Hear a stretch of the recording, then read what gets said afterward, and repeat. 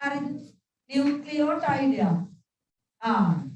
ඕනම නියුක්ලියික් අම්ලයක තැනුම් ඒකකය අපේ හැම කාබනික සංයෝගයකම තැනුම් ඒකකයක් තිබ්බ නේද?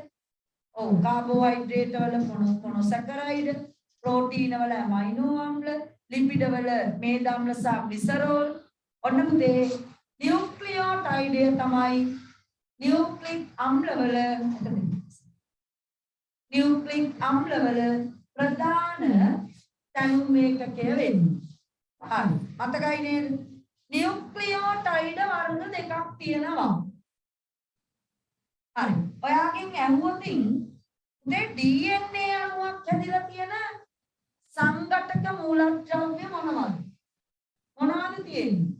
කාබන් තියෙනවා, හයිඩ්‍රජන් තියෙනවා, ඔක්සිජන් තියෙනවා. ඔව් සල්ෆර් නෑ. ફોස්ෆරස් තියෙනවා, නයිට්‍රජන් තියෙනවා. කීයක් තියෙනවද?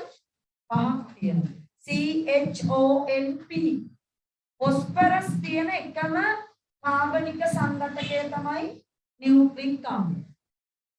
प्रोटीन वल फॉस्फरस ने लिपिड वल ने कार्बोहाइड्रेट वल फॉस्फरस ने उते फॉस्फरस තියෙන්නේ එකම කට්ටිය තමයි කණ්ඩායම නියුක්ලික් අම්ල.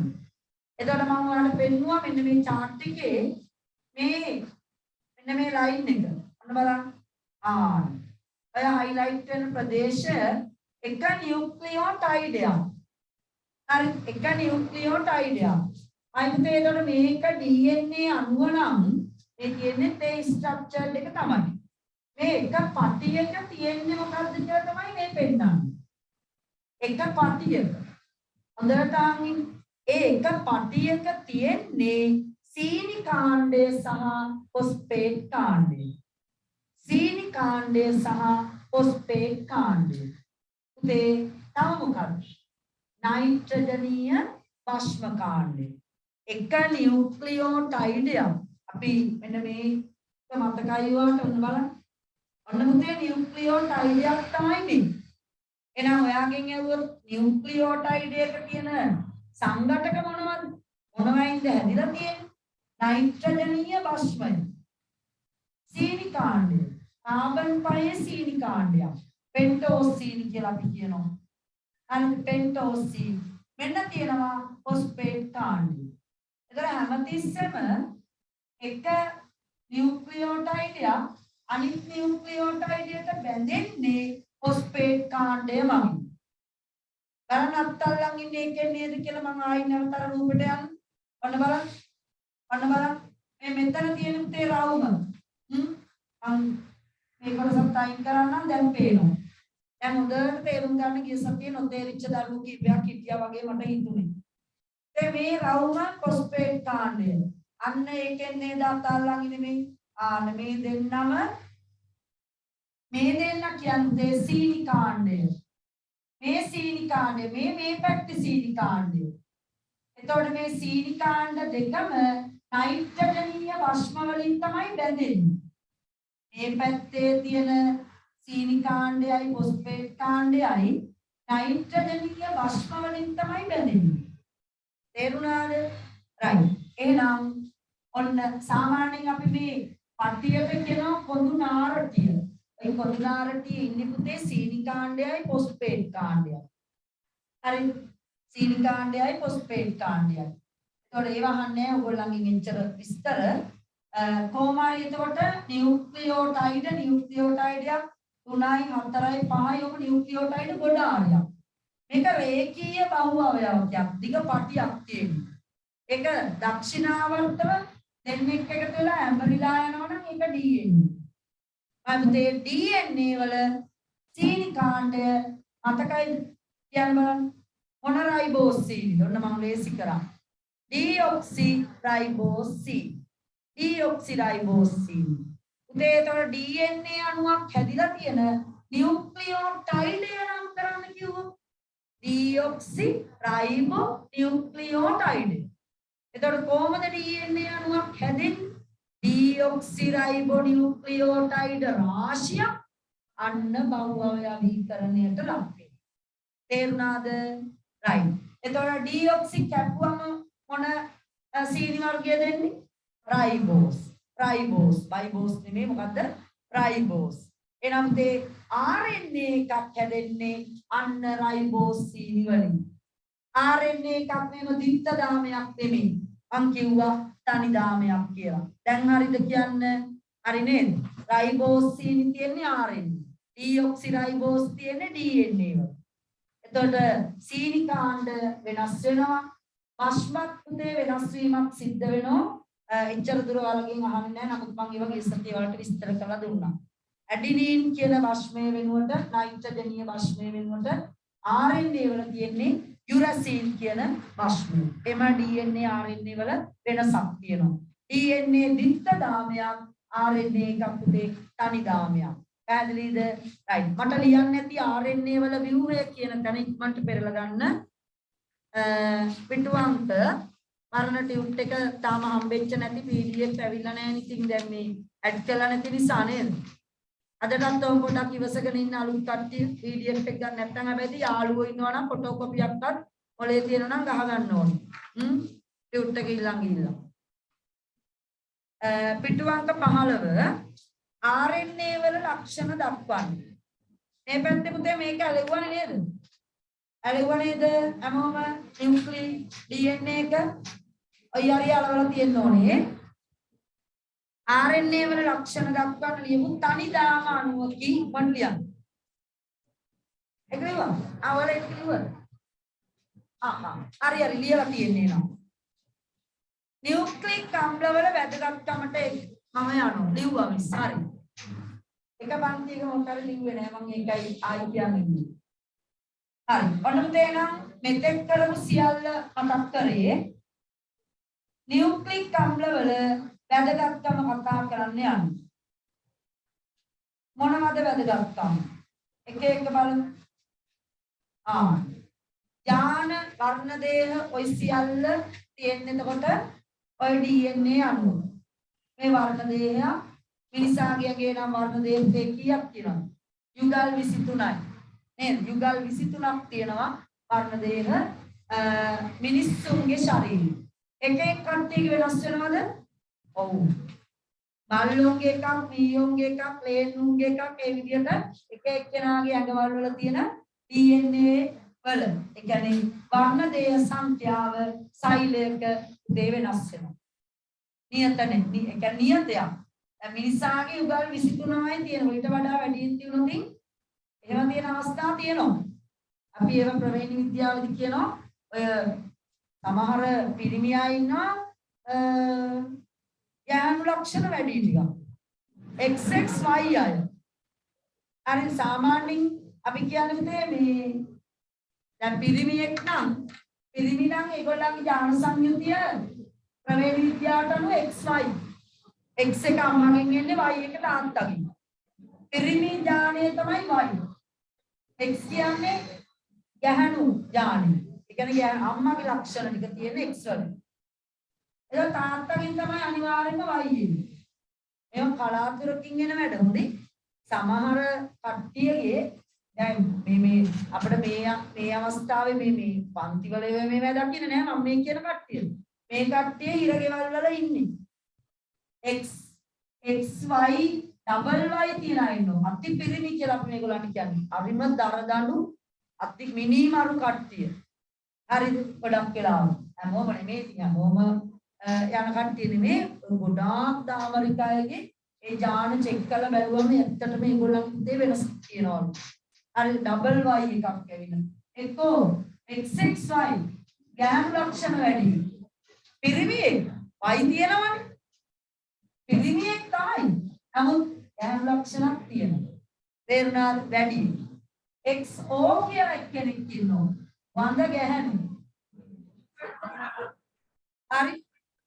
හරි ගැහණු කෙනෙක් නම් ඩබල් X එන්න ඕනේ. මේවා හොයාගන්න බෑ හොඳි. එකපාරට මතු පිටින් පේන්නේ නැහැ මේව XOද තියෙන්නේ කියලා. එයාගේ ඇඟේ. තේරුණාද? එතකොට යම්සි කාලයකට තමයි සොයාගන්න වෙන්නේ. දරුවන් බිලි කිරීමේ හැකියාවක් නැහැ. දිගින් දිගටම. චෙක් කරලා බලද්දී X දෙකක් නැහැ. X එකයි තියෙන්නේ. අන්න වඳ ගැහණු කියන්නේ අපි ඒ කට්ටිය. තේරුණාද? එමය ඉතින් ඉන්නවා. ඉතින් ඒක පව මොකක් හරි කාලයකදී උද්දාගමට අනුව හරි මොකක් හරි ආගමකට අනුව අපි කතා කරොත් නේද? කරපු පාපයක් වෙන්න ඕනේ. නේ? හරි. ඔන්න ඒවා අපි වැඩියෙන් කතා කරනවා මේ ප්‍රවේණි විද්‍යාව තුළ. හරි. ඔන්න බලන්න පළවෙනි නියුක්ලික් අම්ලවල තියෙන ප්‍රධාන ලක්ෂණය තමයි කතා නවත්තන්න.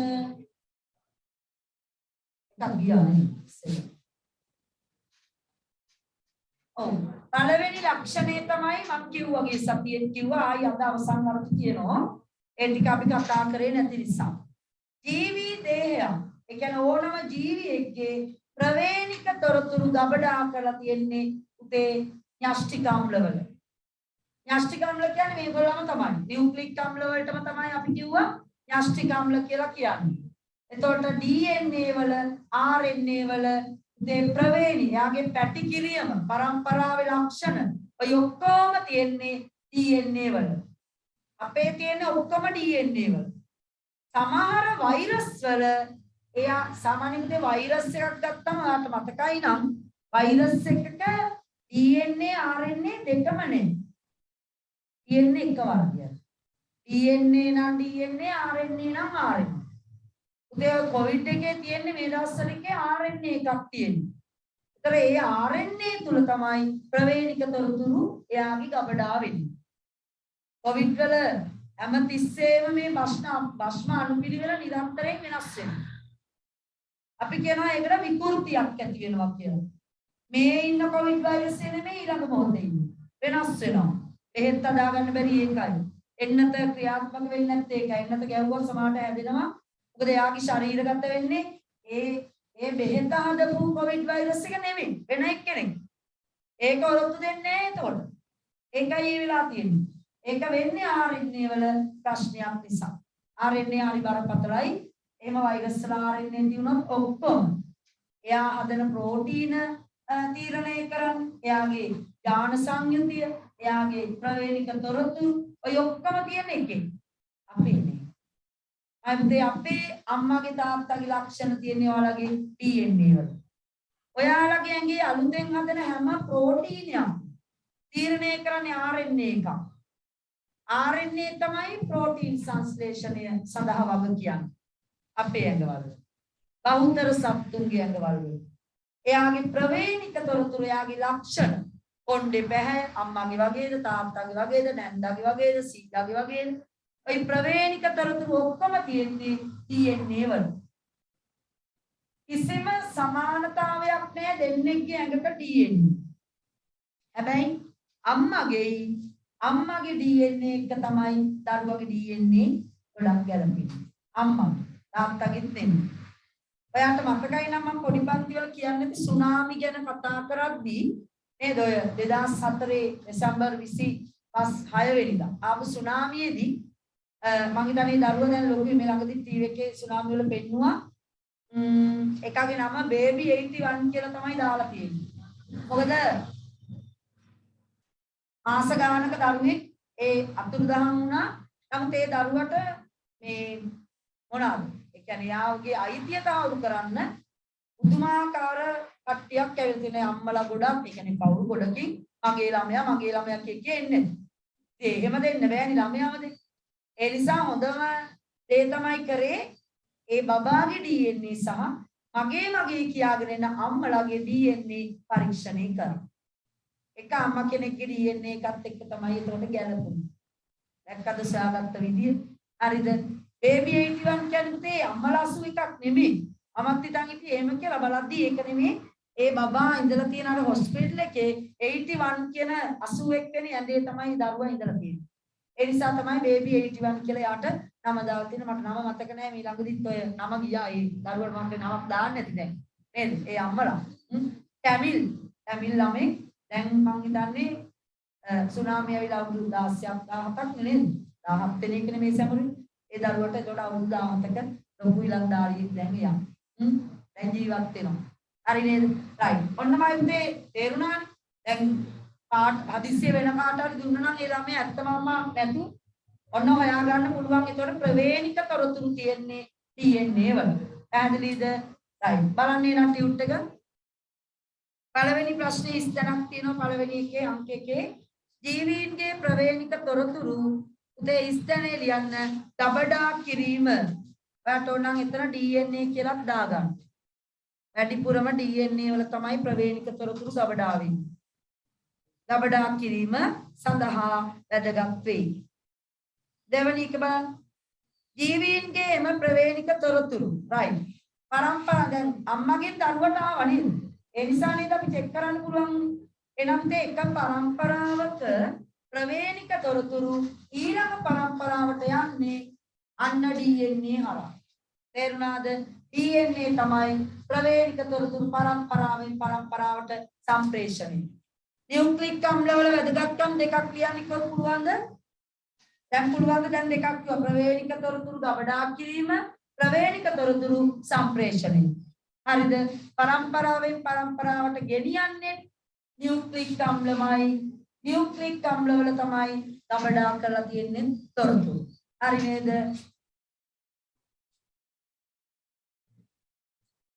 හරි දෙවෙනි එක බලන්නේ නම් සිස්ටම් පුරවන්න නෑ එකේ ජීවීන්ගේ ප්‍රවේණික තොරතුරු උදේ හයිලයිට් කරමු සම්ප්‍රේෂණය කියන වචනේ පරම්පරාවෙන් පරම්පරාවට ටයන්න වැදිලා නැහැ පරම්පරාවෙන් පරම්පරාවට සම්ප්‍රේෂණය කිරීම එතනත් ඔයා දාගන්න DNA තමයි වැඩිපුරම සම්ප්‍රේෂණ කටයුත්තට යන්නේ අර වෛරස් වල තිබුණොත් තමයි වෛරස් කට්ටියක තමයි RNA එකක් තිබුණොත් ඔය දැන් කිව්ව කාර්ය දෙකටම RNA යනවා නැත්තම් පොදුවේ DNA 3 ප්‍රෝටීන් සංශ්ලේෂණ ක්‍රියාවලිය සඳහා ප්‍රෝටීන් සංශ්ලේෂණ ක්‍රියාවලිය සඳහා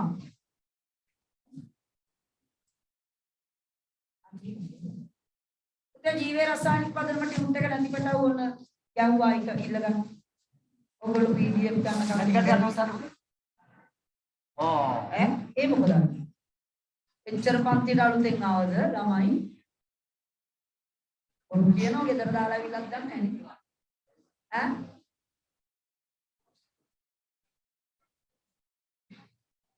රැස්ක දානවා. අද ඊතලයි විදිහ. හරි අංක 3 දෙතර ලියන්න RNA කියලා ප්‍රෝටීන් සංශ්ලේෂණ ක්‍රියාවලිය සඳහා ගොඩක් ප්‍රෝටීන් සංශ්ලේෂණ ක්‍රියාවලියට යන්නේ RNA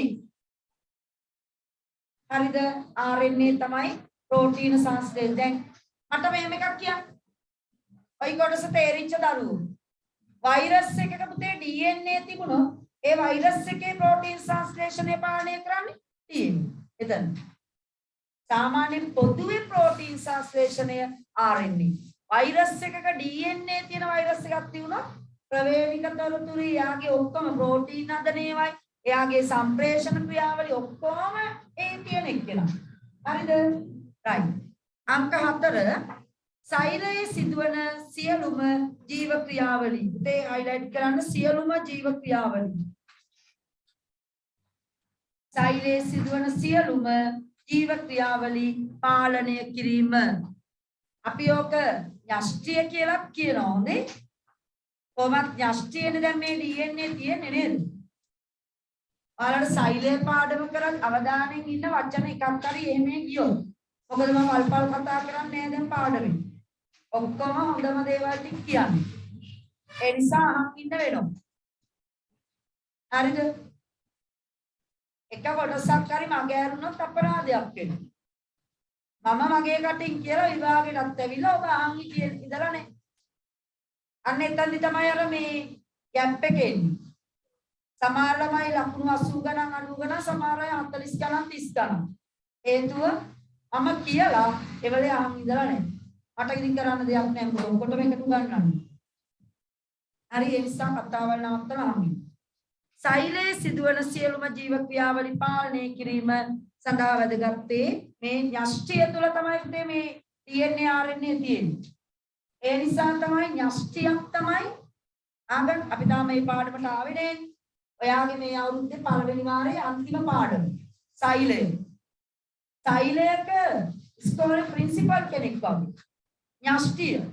එයා තමයි ඔක්කොම පාලනය කරන්නේ. එතන අපි එතනදි දැන් තවදුරටත් විශේෂ කරනවා න්‍යෂ්ටිය තුල ඉන්න මේ න්‍යෂ්ටික අම්ල තමයි හැම වැඩක්ම කන්ට්‍රෝල් කරන්නේ.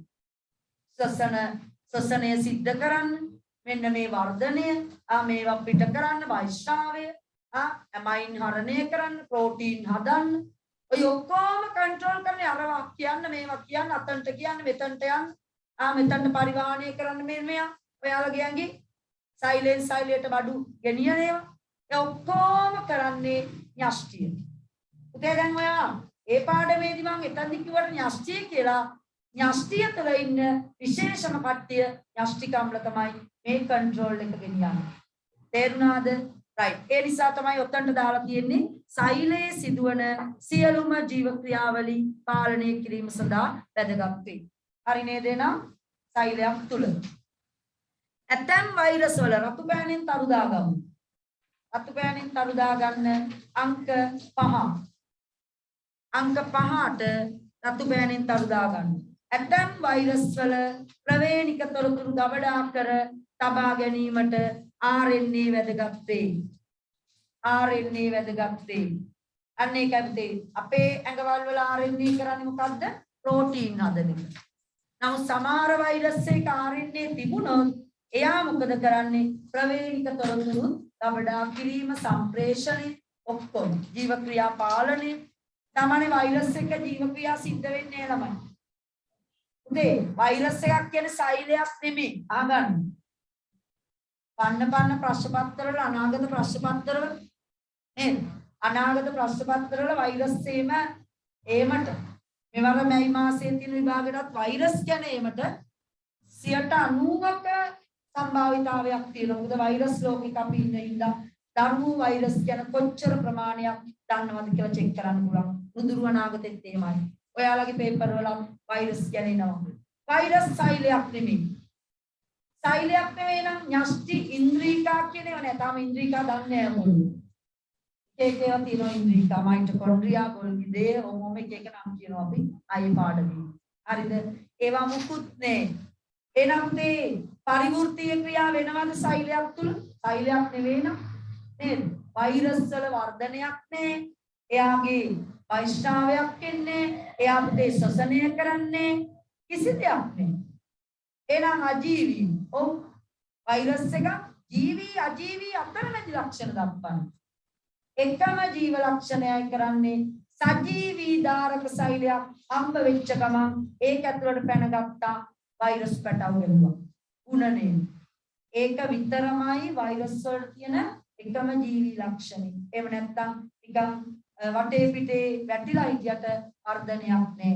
හුස්ම ගන්නෑ. ශ්වසනය නැහැ. ඒ වර්ධනයක් නැහැ. වෛශ්‍රාවය නැහැ. උත්තේජ වලට ප්‍රතිචාර දක්වන්නේ ඒ ජීව ක්‍රියා. මුකුත් නැහැ. සෛලයක් නොවන නිසා කිසිම පරිවෘත්තීය ක්‍රියාවක් නැහැ. කිසිම ඉන්ද්‍රිකාවක් නැහැ. වෛරස් එක. එයාගේ තියෙන්නේ ප්‍රෝටීන් කොහොමකුයි 10 පන්තියේ තමයි පාඩම තියෙන්නේ මම ඔය දැන් කියන ඒවා. ප්‍රෝටීන් කොහොමක් සහ න්‍යෂ්ටික අම්ල තියෙනවා එච්චරයි. න්‍යෂ්ටික අම්ල දෙකම තියෙනවා නෑ එකයි තියෙන්නේ. එක්ක DNA එක්ක RNA. හරි සරල විවරයක් තියෙන ඕනම වෛරස් එකක.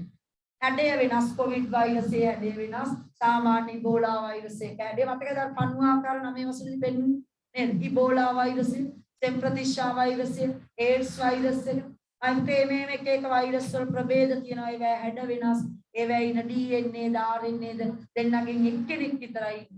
ඔන්න වෛරස් ගැන පොඩ්ඩක් තොරතුරු කිව්වා. පැහැදිලිද? right. එහෙනම් ඔතන කියනවා ප්‍රවේණික තොරතුරු ගබඩා කර තබා ගැනීමට RNA වැදගත් වේ. උදාහරණයක් කියන්න කොවිඩ්. RNA එකක් තමයි තියෙන්නේ. කොවිඩ් වල. අන්තිම අංක 6.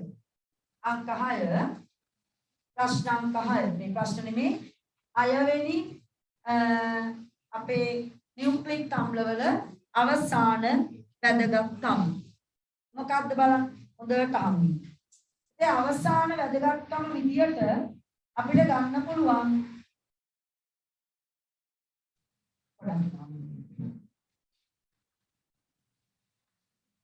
අන්න ඒ රූපේ පොඩ්ඩක් ගමු.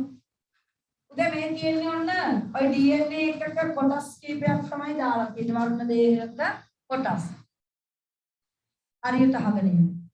මොනවා සමාජලට සාමාන්‍ය ජීවිතේ ගැටලු ප්‍රශ්න. කොහොමද ඒව වෙන්නේ? නේද? සමාජලට කන නැතුව ඉපදෙනවා. කනේ කෑල්ලක් නැතුව. මේ ලක්ෂණ වෙනස්. අම්මා තාත්තට වඩා වෙනස්. ඒ පරම්පරාවෙම නොමැති ලක්ෂණ මතුවෙනවා දරුවට. හරිද? ශාකයක් ගත්තොත් ශාකය. දිවි ඕනෙක් කෙනෙකුට. අන්න මන්දී එහෙම වෙනස් වීමක් වෙනවා නම් ඒ වෙනසකට අපි කියනවා නව ලක්ෂණයක් ඇති වෙන්නේ. අලුත් ලක්ෂණයක්. හරි. නව ලක්ෂණ වලට කියනවා ප්‍රභේදන කියලා. මොනවද කියන්නේ? ප්‍රභේදන. අපි ඔන්න ඔය වචන ඕනේ. මේ වචනේ අහලා තියෙනවා නම් මේ පරිණාමයේ පාඩමේ සර් කියන්න ඇති. ප්‍රභේදන. පරිණාමයේ සර් උත් එක්කනේ කරේ ඔයගොල්ලෝ නමේදී. ප්‍රභේදන. උතේ ප්‍රභේදනයක් කියන්නේ අලුත් ලක්ෂණයක්. නව ලක්ෂණයක්. ඔතන වෙන පාඩමක් කියන්න බෑ. නව ලක්ෂණයකට කියනවා ප්‍රභේදන. කොහොමද මේ නව ලක්ෂණ ඇති වෙන්නේ? ඔයාලට මතකයි මම කිව්වා DNA එකට RNA එකට උතේ තියෙනවා භස්ම අණුපිළිවෙලක්. T එක්ක එන්නේ A ඇඩිනින් තයමින්. හරිද? ඊළඟට ගුවැනින් එක්ක C සයිටෝසින්. කොහොමම තියෙන්නේ භස්ම. නයිට්‍රජනීය භස්ම. උතේ මේ නයිට්‍රජනීය භස්ම අණුපිළිවෙල සමාන කෙනෙක් ලෝකේ නැහැ. තේරුණාද? කොතනකින් හරි වෙනස්. අම්මගේ DNA වල තියෙන සමහර කොටස් විතරයි ඒත් ගැලපෙන්නේ. අනිවාර්යයෙන්ම එක ගෙදර දරුවෝ ටික වුණත් එකිනෙකට වෙනස්. ඒ හේතුව ඇයි? DNA වල භස්මාණු පිළිවෙලේ තියෙන වෙනස. හරි? එක වගේ හත් දෙනෙක් ඉන්නවා කියලා කියන්නේ ඒ බොරුවට හදාගත්ත එක. යම් සමානතා තියෙන්න පුළුවන් නේද? නමුත් ඇත්තටම එයා අනිත් කෙනාගෙන් වෙනස්. ට්වින්ස්ලා පවා ඔයා හිතන්න නේද? ට්වින්ස්ලා පවා අයිතේ අපිට පිටින් අඳුර ගන්න බැරි වුණාට ඒ දෙන්න එක වගේ කියලා අපි කිව්වට පොඩි වෙනසක් කොතනක හරි දෙන්නගේ තියෙන රූපවල එක්ක බර්ත් මාර්ක් එකකින් හරි වෙනස්. හරි තප්පර ගානකින් පහු වෙන අක්කා හෝ මල්ලියෝ නේද? එම ට්වින්ස්ලාගේ පොඩි වෙනසක් තියෙනවා. බුද්ධි මට්ටම් වලින් වෙනස් සමහර වෙලාවට. නේද? අක්කා ලකුණු ගන්නවා 90 ගානක් අරයට 89යි. අක්කා 90යි. එක්ක නංගි 90යි. එක්ක අක්කා ඊට වැඩි අඩුයි. ලොකු ගැප් එකක් නෑ. යන්තම් පොඩි වෙනසක් තියෙනවා. හරි අපේ 11 වසරේ ඉන්නවා එහෙම පිරිමි ළමයි දෙන්නෙකුත් ඉන්නවා වගේ ගෑනු ළමයි දෙන්නෙකුත් ඉන්නවා. තව ඉන්නවද දන්නේ නැහැ මට මතක ඒගොල්ලෝ. හැම අවුරුද්දකම වගේ හිටියා. මේ අවුරුද්දේ නෑ නේද මේ පන්ති? ඉන්නවද? ඉන්නවා මේ ඉන්නේ. නේද? එතන ඉස්සරහම ඉන්නවා. බලන්න මේ දෙන්නගෙන් අහලා දෙන්නම එක සමානද පොඩි වෙනසක් තියෙනවද කියලා. තියෙනව නේද? ඔව් හරි. ගොඩක් වෙලාවට අපිට ඒක අඳුර ගන්න බෑ. අම්මා තමයි ඒක ගොඩක් වෙලාවට අඳුරගන්නේ. ගෙදර කට්ටියට උරුයි. යාළුවොත් එක්ක ගොඩක් ඉන්නකොට ඉතින් ඒගොල්ලන්ටත් යාළුවන්ටත් ගොඩක් වෙලාවට උරු වෙන්න පුළුවන්. මෙයා මේ තමයි නේද? නැත්තම් අර කෙලියක් වෙන පටලැවුනම අනාගතේ තමයි පටලැවෙන්නේ පාර නේද? හරි එහෙම පටලැවෙන්නේ නැති වෙන්න එතකොට ඉන්න පුළුවන් වෙන්න ඕන. මම එක දරුවෝ දෙන්නෙක් කියන්නේ මගේ යාළුවෙක්ගේ මල්ලිලා දෙන්නේ. දැන් මං හිතන්නේ එන අසාධන වෙලත් ඇති. එක්කෙනෙක් රටේ ඉන්නේ එකෙක් ගියේ මොරටුවේ මේ ඉංජිනේරු ෆැකල්ටි. අනිත් එක්කෙනාට යන්න උනේ නේ. එයා ගියේ BSc ඩිග්‍රියක් කරන්න රුහුණේ මං හිතන්නේ. හරි බලන්න දෙන්නගේ වෙනස එකට අම්මගේ කුසෙන් ඉපදිලා එක්කෙනෙක් දෙන්නම් මැත්ස් කරේ. දෙන්නම මැත්ස් කරාට එක්කෙනෙකුට යන්න පුළුවන් වුණා විතරයි අනිත් එක්කෙනා ගියේ පොඩි රිසල්ට් එකේ පොඩි අඩුවක් වෙලා. හරි මොකද දෙන්නම හැමතිස්සෙම ගොඩක් වෙලාවට ඒගොල්ලෝ එකටමයි වැඩ කරන්නේ. හැමෝම. එම වෙන වෙනම කන්නේ බොන්නේ ලියන්නේ මේකේ කෑම මේසි ඊළඟට මේ පොත් මේසි නේද? හැමදේම ගොඩක් එකටම කරන්නේ ගොඩක් වෙලාවට. නමුත් අනිවාර්යෙන් DNA වල භස්මන් පිළිවෙලේ කොතනක හරි භස්ම ජෝඩුවක් වෙනස්. එක තැනක් හරි. උදේදී නව ලක්ෂණ ඇති වෙනවා ඉදිරියට. මේ නව ලක්ෂණ ඇතිවීමෙන් දායක වෙන්නේ අපේ මේ ජීවි සංහතියේ පරිණාමයට. තේරුණාද?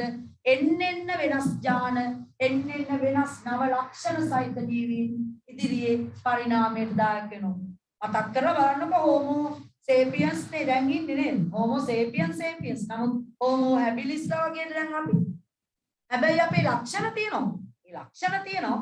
නමුත් අපි ඊට වඩා වෙනස් වෙලා. හෝමෝ ඉරෙක්ටස් මුලදී කුඩු ගහගෙන නේද? එහෙම ගියේ. ඊටත් කලින් හෝමෝ නියන්ඩර්තාලිස් ඉන්නවා. මේම මේ මානවයාගේ පරිණාමය. නමුත් මේ මිනිසා කියන ලක්ෂණේ එනවා. නමුත් වෙනස් වෙනවා, දියුණු වෙනවා, අලුත් ලක්ෂණ. ඔය ඔක්කොම වෙන්නේ මාතේ DNA RNA වල ඇතිවන වෙනස් වීම නිසා. ඒව වෙනස් වීමකට අපි තව නමක් කියනවා විකෘතියක් කියලා. ඔය විකෘති නිසා තමයි ප්‍රභේදන. ප්‍රභේදන නිසා තමයි පරිණාමයට දායක වෙන්නේ. පරිණාමය වෙන්නේ. තේරුණාද? හරි. එහෙනම් ඔන්න ඊටාම වැදගත් සිද්ධියක් කිව්වේ. අංක 6 බලන්න. DNA අණුව විකෘති වලට වාජනය වීමට හැකියාවක් ඇත. කෑලි ගොඩක් කොටස් පවා මාරු වෙනවා. හරිද? අවතරණය කියලා අපි කියන්නේ ඒ කියන්නේ එක DNA තැනක අපිට මෙතනින් කැඩුනා. මොකක් හරි ක්‍රම හේතුවකින් ඉතින් හොඳේ. ඒ අපේ ශරීරවලදී එක කොටසක් මෙතන ජොයින්ට් එක මෙතනින් කැඩිලා වෙන තැනක තියෙන තැනකුත් කැඩිලා ඒ දෙන හුව මාරු වෙනවා. ඔක වෙන තැන ඉතින් මට දැන් කියන්න බෑ. උසස් පෙළ ජීව විද්‍යාවේදී අපි කතා කරනවා සෛල විභාජනය. එක්කලා මේ පන්තියේදීත් කතා කරනවා ටිකක් 10 පන්තියේ කතා කරනවා වැඩිපුර A level වල කතා කරන්නේ ඒ වර්ණ දේහුතේ එක තැනක එකතු වෙන තැනකදී ඒගොල්ලෝ කැලි මාරු වීමක් සිද්ධ කරනවා. අපි නමක් කියනවා A level bioscience කරන කෙනෙක්ගෙන් ඕනනම් අහගන්න පුළුවන් ටිකක් වැඩිපුර ඔයාට අවශ්‍ය නම් අවතරණය කියන සිද්ධියකට ලක් වෙනවා. කොටස් සුව මාරු වෙනවා. ඉතින් ඒතකොට සම්පූර්ණයෙන්ම විකෘතියක්. ඒක හොඳ විකෘතියක් වුණොත් අවුලක් නැහැ. නරක විකෘතියක් වුණොත් තමයි අවුල්. තේරුණාද? හරි. අන්න එනම් විකෘති ඇති වෙනවා කියනවා. ඒවා ප්‍රභේදන වලට දායක වෙනවා. ඒ නිසා ප්‍රභේදන පරිණාමයට යනවා. ඉස්තන් පුරෝගණ යන්න. 6 පිටු අංක 15 6 DNA අණුව විකෘති කියන වචනේ highlight කරමු. විකෘති කියන වචනේ highlight කරමු. වාජනය වීමට හැකියාවක් ඇත. එම වෙනස් වීම නිසා ස්තනේ පුරවන පුතේ ප්‍රභේදන. ඔයාට ප්‍රභේදන කියන්නේ නව ලක්ෂණ කියලා ඕනි නම් ලියා ගන්න. ඔයාට උත් එක්ක ගන්න. දැසකින් ඉල්ලගත්තේ නේ. දුන්නේ කියන්නේ සර්දන්නේ පොඩි. අයියෝ. ඉවර වුණාට තේරෙන්නේ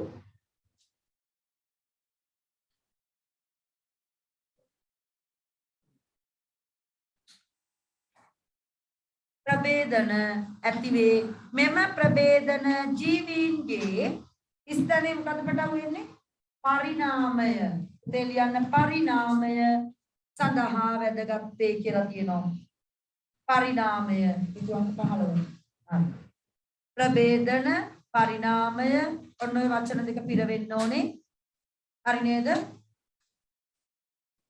ඔන්න එනම් සියලුම කාබනික සංයෝග හතරම ඔන්න පුතේ උගන්වලා ඉවරයි මම. හරිද? මම ඉවරයි, ඔබ ඉවර නෑ. ඔබට ලබන අවුරුද්දේ ඔබ O level ලියනකම් පළවෙනි පාඩමේ කාබනික සංයෝග හතර සුපිරියටම පුළුවන් වෙන්න ඕනේ. අපි ඒවැ ප්‍රශ්න කරද්දී නැවත නැවත මතක් කරමු අද වගේ. හරිනේ? නේද? හරි. ඔන්න පුතේ මම අච්චුපතේ නම් තියෙන්නේ මේක මේ එක කාබනික සංයෝගයක් ඉවර වුණාම ඒ කාබනික සංයෝගය අඳුර ගන්න විදිය හඳුනා ගැනීම නේද? පරීක්ෂණ. මට හිතුණා ඔක්කොම ටික එක තැනකට අරන් කරමු. ඒ නිසා මම තීරණය කරා ටියුට් එක හදනකොට ප්‍රධාන කාබනික සංඝටක පරීක්ෂා ටික එක තැනකට ආඩම් කරන්න ලේසියට ගන්න. මොනවාද මේ පරීක්ෂණ නේද? දැනට කතා කරපු සියලුම දේවල් සජීව පදාර්ථය තුළ පරීක්ෂණ හරහා අඳුර ගන්න පුළුවන් වෙන්න ඕන. හරි. ඒතකොට පරීක්ෂණ තියෙනවා මේ විදිහට කීයක්? 5ක් තියෙනවා මෙතන දාලා. බලන්න. එක තමයි කාබෝහයිඩ්‍රේට් හඳුනා ගැනීමේ පරීක්ෂණ. ඊළඟ ප්‍රෝටීන් අඳුර ගන්න ඕනේ. ලිපිඩ මෙන්න මෙයා විශේෂයි. පොඩි පන්ති වල අපි මෙයාව අඳුරගත්තේ නැහැ. ජීවීන්ගේ දේහ තුල හැමෝගෙම දැඩියෙන්ම තියෙන අකාබනික සංඝටකයක් තමයි ජලය. හැමෝගෙම ජලය අඳුර ගන්න ඕනේ. එතකොට ශාකවල ජලය තියෙනවද? ඇටකටු වල ජලය තියෙනවද? මස් වල ජලය තියෙනවද? අන්නේ. ඒ විශේෂ පරීක්ෂණයක් මේක තරු දාලම තියාගන්න පේපර්ස් වල ඇවිත් තියෙන ඔන්න තවත් පරීක්ෂණයක් තමයි මෙයා. මේගොල්ලෝ තානවා ඊට අමතරව වැඩි විශේෂයක් දක්වන ජලය පරීක්ෂණයේදී. අවසානයේ කාබන් ඇති බව හඳුනා ගැනීම. වැඩේ කරන්න දෙන්නේ මේ මැද හරිය ඉන්න පිරිමි ළමයි කීප දෙනෙක්. කොවිඩ් බවුණක් කමන්නේ මම මාස්ක් ගලවලා අයින් කරනවා. හරි? කතා කරන කට්ටිය නැත්නම් මට හොයාගන්න බෑනේ මේක දමාගෙන. එන්න එපා කරුණාකරලා මෙහෙ පන්ති. එහෙම ඉන්න බැරි නම් මේ පැය ගාන තුල තමන්ට ඉන්න උරුවක් නැත්නම් පැය 3ක් එක දිගට තමන්ගේ ඉස්සරහ අනාගතය වෙනුවෙන් කැප කරගන්න බැයි නම් හරිද? එන්න එපා මට ළමයි 10ක් විදියට ඇති. මට සල්ලි නැති ඉඳලා මේ මම පන්ති කරන්නේ. හරි? මට ඕන දානට මම මේ වෙනකොට ඇවිල්ලා තියෙනවා. මමයි සර්ගේ දෙන්නම යම් ටාගට් එකකට අපේ ජීවිතේ ඇවිල්ලා තියෙනවා. අපිට පන්ති කරත් එකයි නැතත් එකයි. අයි පන්ති කරන්නේ මේ ඉස්සරහ රටේ දරුවන්ට උගන්වන්න ඕන එක හේතුවක්. එකක්. හැම ඉස්කෝලේම එක විදියට උගන්වන්න එකම මොහොතේ යන්න බෑනේ. නේද? හැම ගුරුවරයෙකුටම එකම හැකියාවක් ඇත්තෙත් නැහැ. ඒක ඔයගොල්ලෝ දන්නවා. එතකොට ඒ එක තැන්වල ඉන්න බොහෝ දරුවන්ට අධ්‍යයනය හරියටම දෙන්න ඕන නිසා තමයි මේ විදියට මේ ටියුෂන් ශාස්ත්‍රය බිහිවිලා තියෙන්නේ. මම දකින විදිහේ. සමහර කට්ටිය හිතන්නේ මේ ටියුෂන් කියන්නේ හම්බ කිරීම. සමහර වෙලාවට වෙන්න පුළුවන්. සමහර ගුරුවරු කෙලින්ම හම්බ කිරීමම තමයි. නේද? පන්ති මාසෙට දවස් 5ක් දෙනවා 4යි කරන්නේ. ඒ 4ට අනිවාර්යෙන් මේ විදියට සල්ලි අරන්. හැබැයි ඔයගොල්ලෝ දන්නවා මුල ඉඳන් ආපු දරුවෝ අපේ පන්ති එහෙම නෑ කියලා. එයාලගේ අයියලා අක්කලාගෙන් අහන අපි එහෙම කවදාවත් එහෙම කරලා නෑ. ඊටත් වැඩිය නේද? පන්ති කීයක් දාවනවා සමහර ලාවට. එක මාසික පන්ති 10 15 කරපු අවස්ථා තියෙනවා. ඉවර කරගන්න සමහරට ඒ පාඩම් ඉවර කරගන්න බැරි. ඔව් මෙයාලා ඔයාලගේ සිලබස් එකත් එහෙම තමයි 9 වසර ඉවර කරේ නේද මතකනේ. මේ පාන්දර අරවැය මේවැයි පුදුම වෙනසක් කරන් ඒ සියල්ල හැමදේම ඉවර කරලා දුන්නා. ඒ නිසා මේ එහෙම පන්ති කිරීමක් නෙමේ අපි මම සර් කරන්නේ. මේක සේවයක් විදියට. නමුත් ඉතින් මේ ටියුට්ස් වලට යන වියදම නේද නිකන් ලියලිය ඉන්න ගියොත් අපිට ගොඩාක් වෙලා යනවනේ පුතේ. නේ අපිට පොත්වල ලියන්න ගියොත් ඒක තේරුම් ගන්න ඕනේ ඔයගොල්ලෝ. ඊළඟට විශේෂත්වයක් තියෙන්න ඕනේ. නේද? විශේෂත්වයක් තියෙන එකම විදියට කරලා හරියන්නේ නැහැ නේ. ඒ නිසා ඔයාලා ආස වෙන විදියට ළමයින්ට වැඩ කරන්න පහසු වෙන විදියට මොකද ඒ සඳහා තමයි මුදලක් අය කරන්නේ. හරිද? රයිට්. ඒ නිසා අනිත් එක කෑ ගන්න මට දැන් නිකන් ඉන්න පුළුවන් නේද? මේ නිවාඩු දවස් දෙකේ සෙනසුරාදින්දා මම ගෙදරට වෙලා ගෙදර වැඩක් කරගෙන ඉන්න තියෙන කාලය. ඔයාලා වෙනුවෙන් කැප කරන්න. ඔයාලා හිතන්න එපා මේ ටියුෂන් කියන්නේ සම්පූර්ණයෙන් ඒක මම එකයි 100ට යම් කට්ටියක් එහෙම පරමාර්ථයක් තියෙන්න පුළුවන්. නමුත් අපේ පරමාර්ථය ඒක නෙමෙයි. දරුවෙකුට මම කවදාවත් එන්න එපා කියලා බැනලා එළවලා නැහැ. මේ 11 වසරට මේ දැනුම් දෙන්න ගිය සතියේ මම ඊයේ පෙරේදා හරි ඒ නංගි කතා කරේ අපේ අයියට එන්න ඕනේ කියනවලු මිස්ගේ මොකක් හරි අපේ මේ ලින්ක් එකක් ෂෙයා වෙලා ගිහිල්ලා ඒකට යා සම්බන්ධ වෙලා 10 ඇවිල්ලත් නැහැ 11 තියරි වලට ඇවිල්ලත් නැහැ මේ දැන් අපි වඳුරගෙන මම දැන් එක පාඩමක් තව තියෙනවා ඇත්තටම කරන්න එක පාඩමයි තියෙන්නේ ඉතින් මම දන්නේ කැමති නම් ඒක කියලා එපා කියන්න බෑ ඉතින් ඔන්න තාත්තේ ඕක ඒ නිසා ඕගොල්ලන්ට හැමදාම කියන්නේ හොඳට කාලය තියෙනවා ඔයාලගේ ඒකට යන්න ඒකකට try කරන්න යන්න ඊළඟ විද්‍යාව ඉගෙන ගන්න විභාග පාස් වෙනවත් මේ හැමදේටම නේද ඒ හැමදේම දැනගන්න හැමදේම ಗುಣධර්ම අරෝමයෙන් ජීවත් වෙන විදිහ ඒ හැම එකම ඒ නිසා ඒ සියල්ල දෙන්න පුළුවන් උපරිම වෙලාවල් වලදී ඒවා දෙනවා ඒවත් ගන්න හැමදේම ගන්න තමන්ගේ ජීවිතය හදා ගන්න ජය ගන්න ගෙදරට වෙලා නිකන් වෙන වැඩ කර නේද? වෙන දේවල් වලට අපේ හිත යොමු කරන්නේ නැතුව තමන් කවදාරි තමන්ගේ හීනයක් තියෙනවා ඒ හීනෙට යන්න. නේද? ඒ හීනෙට ගියාම ඒ හීනේ ගිය දවසක ඔයගලන්ට ඔයාලට ඒ පසුපස සිටිය සියලු දෙනාට මතක් වෙනවා මේ හේතුව නිසා තමයි අපි මෙතනට ආවේ කියලා.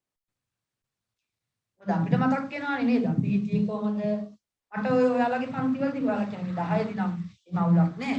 මම ওই පොඩි පන්තිල O levelදී එම කිසිම මේ ගානක්වත් ගත්තේ නෑ මේ විභාගයක් ගැන. පන්තිත් යනවා පන්තිය නෙවෙයි පන්ති 3කට විතරයි ගියේ ඉංග්‍රීසි ගණන් විද්‍යාව විතරයි අනිත් ඒවාට පන්ති ගියේ නෑ කිසි දෙයකට ඒවා ඔක්කොම ඉස්කෝලෙන් ඉගෙනුනේ. ඒකයි පුතේ. නමුත් මම බදාගෙන පාඩම් කිරීම ඒවා නෑ අර ඒ වෙලාවට කරන එක විතරයි. හරිම සෑල්ලුවෙන් ඒකයි. දැන් මොනවයි නේද දැන් ළමයින්ට තියෙන සැප. සැප කියන්නේ කොච්චර උගන්නනවද? ඉස්කෝලේම හිටන්නකො අවස 3 වෙනකන් තියාගෙන ඉක්ක උගන්නනවා. අපිට එහෙම තියුන්නේ නෑ. ඕනනම් අපිට ඉගෙන ගත්තා නැත්නම් නේ. එහෙම පස්සෙන් බානින්නේ මේ වගේ මම නම් කවදාවත් කවුරුන්ට ඊට කෙනෙක් බැලලා නෑ. මෙච්චර කරන්න මෙහෙම කරන්න අර එහෙම කරන්න ඔයාලට මෙන්න මෙහෙම යන්න තියෙනවා. එහෙම කිව්වනම් අපි මෙතන නෙමෙයි ඉන්නේ. එහෙම ලොකු හිතවීමක් කරේ එක ටික දෙනෙක් විතරයි. කොච්චර ගුරුවරු හිටියත් ඒ කට්ටිය තාම අපේ ඔළුවේ අදවතේ ඉන්නවා තාමත් ඒ ගුරුවරු. එතනට ආවෙත් ඒ ගුරුවරු නිසා මේ විෂයට ආස වුණේ. හරි සයන්ස් පැත්තට ආස වුණේ විද්‍යාව ගුරුවරු නිසා. හරි අනිත් කට්ටිය ගැන්නුවේ නැහැ කියලා නෙමෙයි. නමුත් ඒ ආසාව ඇති කලේ ඉන්නේ ඒ ගුරුවරු. හරි ඔයගොල්ලන්ට දැන් මං ඉගෙනුවට මට විද්‍යාව ඉගෙනුවේ සර්ලා දෙන්නේ. ඉස්කෝලේ සර්වි මගේ ටියුෂන් සර්වි දෙන්නම හොඳයි ඕලෙවල්. දෙන්නම සුපිරි. දෙන්නම එකම තැනකින් බිහි වෙලා තියෙනවා. මං කියන්නත් ඇති දැන් දෙන්නම විදුහල්පතිලා එක්කෙනෙකුට පොඩි අකරතැබ්බයක් වෙලා ඉන්න දවසක මද්දේදී මම දන්නවා හරි අකර සිද්ධියක් පිට. ඉතින් ඒගොල්ලෝ තමයි අපි ඇත්තටම උපාකාර විදිහට වෙනස් කරන්නේ. හරි ගුරුවරු තමයි එහෙම කරන්නේ. ඒ නිසා ඔයාලත් අනිවාර්යෙන් වෙනස් වෙන්න බැරි කවුරු හරි ඉන්නවනම් අනේ එන්න එපා මෙහෙ. එහෙම වෙනස් කරන වෙන විදියට වෙනස් කරන තැන් තියෙනවා පන්ති ඕන තරම් ඒවට යන්න පුළුවන්. හරි. තමන්ගේ ජීවිතේ නාස්ති කරගන්න ඕන කට්ටිය ඉන්නවා. හරි. ඔන්න පුතේ නම් මම අද දවසේ යනවා ඒක නේද? ඔන්ලයින් එකේ කට්ටියක් දානවා මට එක මැසේජස්. මේ කට්ටිය කෑ ගහනවා පුතේ මේ සමහර මැද ඉන්න කට්ටිය. ගෙදර ඉන්න කට්ටිය අද්ද නැතුව ඉන්නවනේ. ඔව් ටික දෙනෙක් ඉතින් මොකක් හරි එක පාට නිකන් කඩිගුල ඇවිස්සෙනවා වගේ මේ මැද හරි දඟලනවා. ඔබ කරගන්න එපා. හරි. අපි යමු කාබෝහයිඩ්‍රේට් පරීක්ෂණ කීපයක් තියෙනවා. හොඳට අහගන්න එක පරීක්ෂණයක් ජීවිතේට අහලා නැති පරීක්ෂණයක් අද කියලා දෙනවා. ඒක තමයි එන්නේ. කාබෝහයිඩ්‍රේට් පරීක්ෂණ වල ඒක තමයි එන්නේ විභාග. ඇයි? අනිත් පරීක්ෂණ 7 පන්තියේදී 9 පන්තියේදී වගේ දැන් 9 දී නෑ නේද? මොකක් හරි පන්ති දෙකකදී වගේ අපි කතා කරලා තියෙනවා. එකකදී 7 විතරයි. 7යි මේ 10යි තමයි ওই පරීක්ෂණ තියෙන්නේ. උදේ බත් තියෙන්නේ. සරුත් බත් ටිකක් ගෙනත් දුන්නා. මට කන්න දුන්නා නේද? මම කාලා නෑ කොහොමද? මෙන්න බත් ටිකක් ගෙනාවා. සුදු බත් ටිකක් තියුණා වැඩි හොඳයි. ඉතින් අද සුදු බත් නෙමෙයි හැදුවේ. බත් නෙමෙයි කිරි බත් ටිකක් හැදුවා. හරි නිදිමත වෙයිද දන්නේ නැහැ කියලා නෙමෙයි නෑ නේද? වරු කතාවක් නේද? සුබ ක්‍රියාවක් සඳහා කිරිබත් හදනවනේ හැමතැනම. ඒ නිසා තමයි එහෙම හැදුවේ. ඉතින් මේ බත්වල තියෙන පුතේ පිෂ්ඨය නේද? කාබෝහයිඩ්‍රේට් ආහාරයක්. පිෂ්ඨය තියනවාද කියලා තමයි අපි බලන්නේ. මම මේව වැඩිපුර කියන්න ඕනේ. ඔයා දන්නවා පිෂ්ඨය අඳුරගන්නේ කොහොමද කියලා. සර් පෙන්නගෙන ගියා නේද පුතේ අයඩින් වල වර්ණය දුඹුරු පාටයි. ඉතින් අයඩින් චුට්ටක් සහ පාට දුඹුරු පාට අයඩින් ටිකක් අයඩින් කැට තියෙන දියරක් තියෙනවා. ඒ තියෙන දියර බොටල් එක ලික්විඩ් එක. ලික්විඩ් අයඩින්.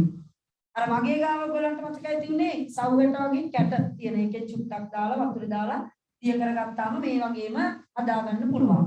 අයඩින් හැබැයි වතුරේ දිය වෙන ප්‍රමාණය අඩුයි. ලබන අවුරුද්දට ඕනි මට ඒක. 11 වසරේ 3 වෙනි පාඩමේ මිශ්‍රණ පාඩමේ වැඩිම දියවීමක් තියෙන කොටව පොටෑසියම් අයඩයිඩ් කියලා ද්‍රාවණයක් තුල. දැනට වැඩි දෙක මධ්‍යස්ථාන 3 තමයි ජල. ද්‍රාව්‍යතාවය කියලා සිද්ධියක් අපි 11 පන්තියෙන් කතා කරනවා. අයඩීන් වල ද්‍රාව්‍යතාවය වැඩි පොටෑසියම් අයඩයිඩ් ද්‍රාවණයක් තුල. ඒව නැත්තම් මධ්‍යසාර එතනෝල් වල වැඩියෙන් දිය වෙනවා. තේරුණාද? උදේ අඩුවෙන් දිය වෙන්නේ ජලය තුල. කොහොම හරි අපිට මේ පරීක්ෂණ වලට ජලය තුල දිය කරගත්තාම ඇති දුඹුරු පාට අයඩීන් ද්‍රාවණය. ඉතින් අන්න බලන්න මම මෙන්න මේ අයඩීන් සල්පයක් දානවා මේ බත් වලට. බලන්න මොකද වෙන්නේ කියලා.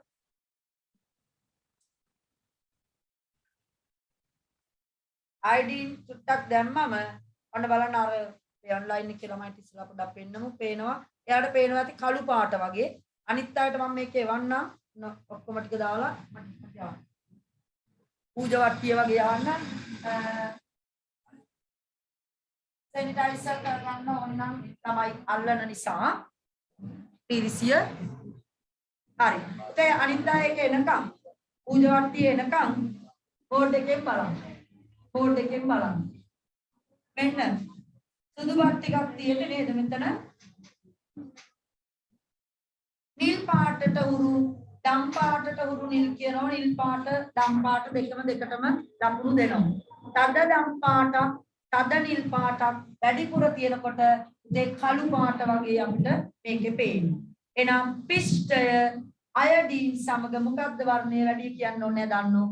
තද දම් පාට තද නිල් පාටක් තමයි ඇරෙන්නේ. පැහැදිලිද? right. ඒ අයඩීන් වල හරවන්නකෝ 15 වෙනි පිටුවට. 15 වෙනි පිටුවේ සංයෝග වර්ගය මම අගුවක් දාලා ඇති පිෂ්ඨය ඉක්මනට බලන්න. 16 පිෂ්ඨය අඩංගු ආහාර ස්වල්පයකට ජලය යොදා පොඩි කරයි. හදන විදිය බලන්න. දැන් මම දැම්මේ කෙලිම බත්තරට. හැබැයි ඕක එක පේපර් එකක අහලා තියුණා පිෂ්ඨ ද්‍රාවණයක් සාදා ගන්න ආකාරය.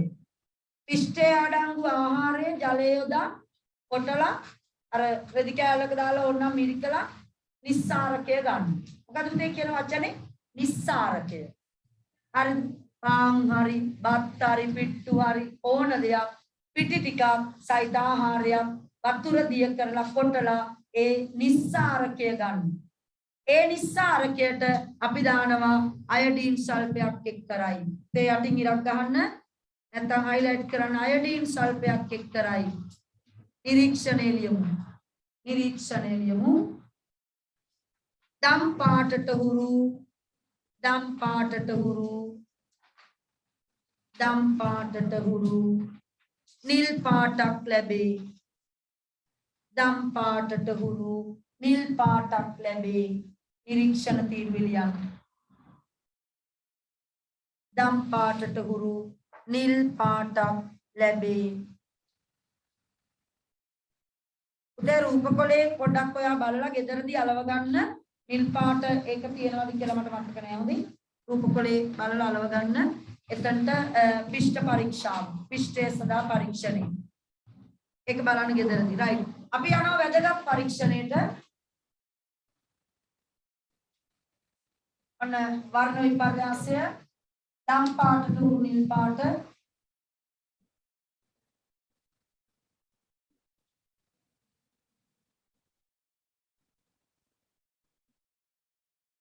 මොනවද තියෙන්නේ බෝඩ් එකේ? ග්ලූකෝස්. මොනවද තියෙන්නේ? ග්ලූකෝස්. හොඳට අහන් ඉන්න පුතේ. රත් කිරීමක් කරන එකම පරීක්ෂණය තමයි මේ. දැන් අයඩීන් දා රත් කරලා පිස්ටේ. අයිමුතේ හොඳට අහගන්න හොඳටම ග්ලූකෝස් අඳුර ගන්න නම් මොනසකරයිඩයක් නේද? කාබෝහයිඩ්‍රේට් පවුලේ පිස්ටේ කවුද පුතේ? හොඳට ඔළුවේ තියෙන්න ඕනේ. මොන කාබෝහයිඩ්‍රේට්? පොලිසැකරයිඩ්. very good. නේද? මොනොසැකරයිඩ්, ඩයිසැකරයිඩ්, පොලිසැකරයිඩ්. පොලිසැකරයිඩ් වර්ගයක් තමයි පිෂ්ඨය. නේද? ග්ලූකෝස් අණු රාශියක් එකට බැඳිලා ඇඳිච්ච පිෂ්ඨය.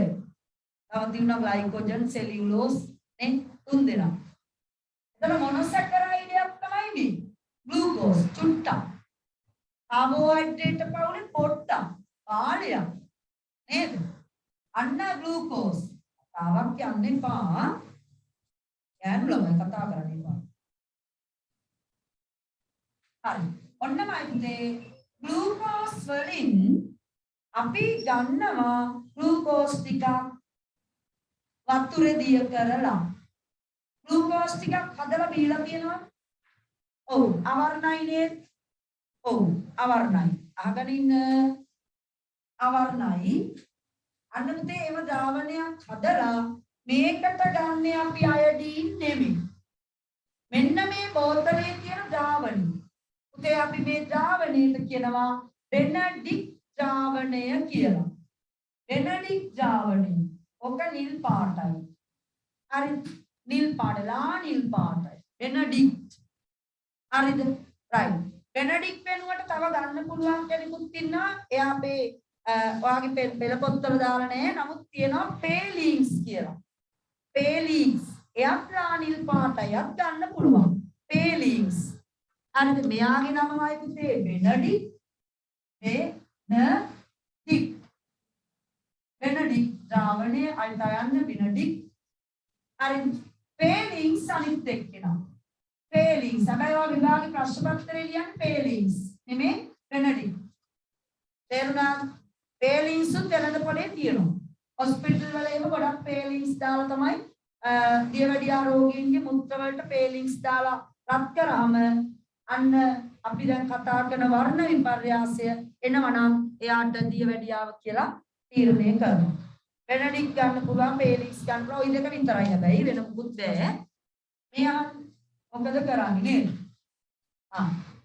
ඔන්න පුතේ මේ පරීක්ෂණය කරනකොට ග්ලූකෝස් ද්‍රාවණය අපි හදා ගන්න ඕනේ. මේ තියෙන්නේ ඒක. බලන් ඉන්න. හදාගෙන බෙනඩික් ද්‍රාවණයෙන් බිංදු කීපයක්. බිංදු දෙකක් විතර ඇති. හරි ඩ්‍රොප් දෙකක් දාන්න. නැත්නම් ටිකක් වැඩියෙන් දැම්මත් කමන්නේ මවුලක් නෑ ඉතින්. කොහොම හරි ස්වල්පයක් දාලා හැබැයි රත්තරන්නේමයි පුතේ කෙලින්ම නෙමෙයි.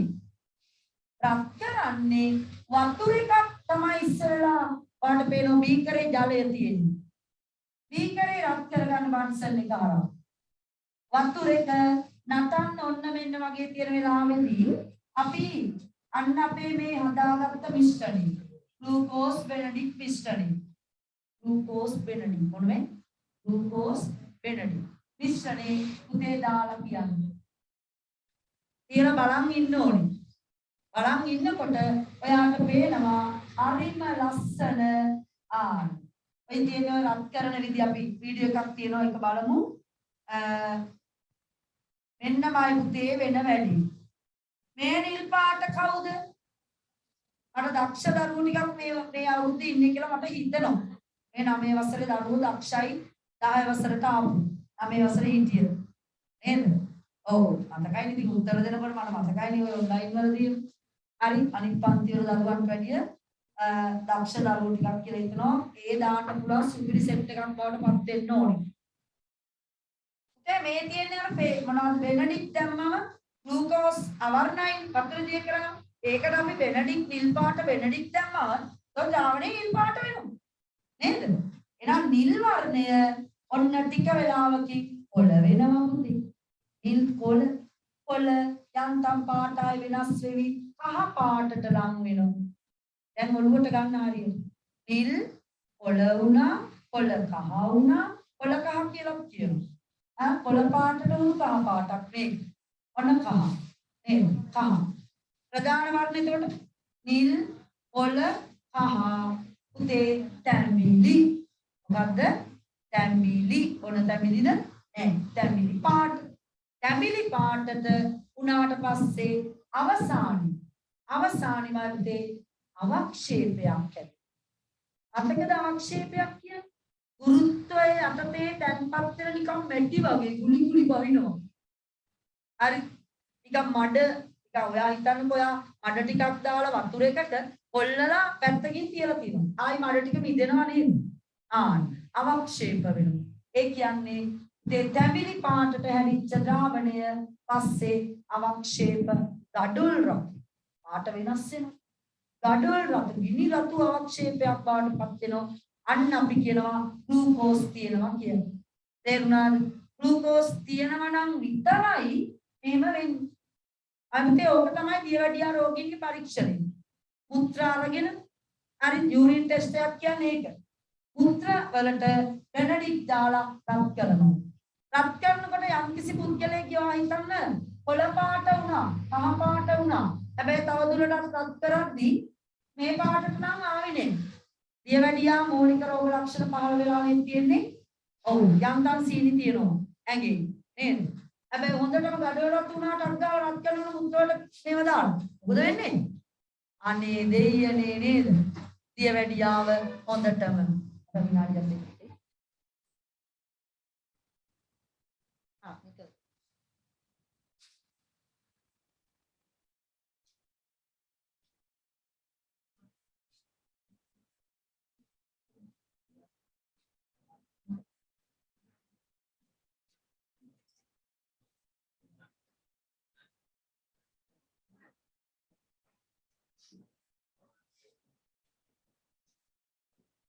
හරි. අපි බලමු ඒකේ වීඩියෝ එක බලමු.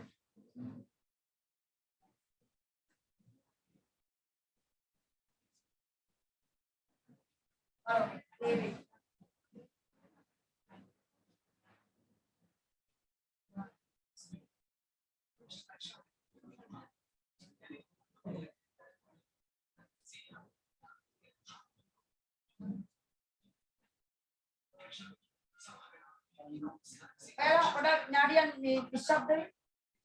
මේ පැත්තෙන් අහන්න ඉඳලා.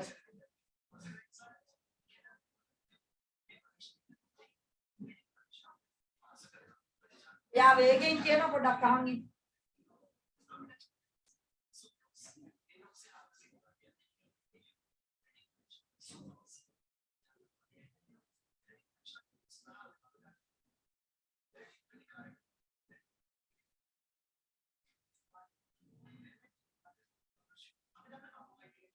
පුතේ පොඩක් නිශ්ශබ්ද වුණොත් ඇහෙයි. ඒක වැඩි කරන්න බෑ තාම.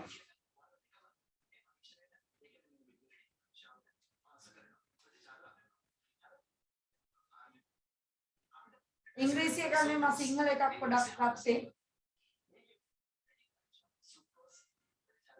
අන්න මතක තියාගන්න ඕනේ. ඕකේ නෝ. සුක්‍රෝස් වලට කෙලිම බෙනඩික් දාලා රත් කරාට කඩවලතු අවක්ෂේප එන්නේ නැහැ කියලා කියන්නේ. ග්ලූකෝස් වලට විතරයි. හරි?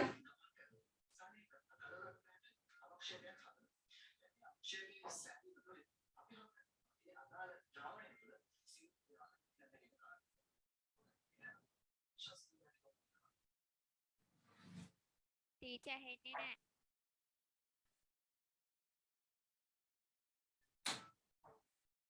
ටීචර් හෙන්නේ නැහැ. ඔක ඇහෙන්නේ නැද්ද බලන් ඉන්න.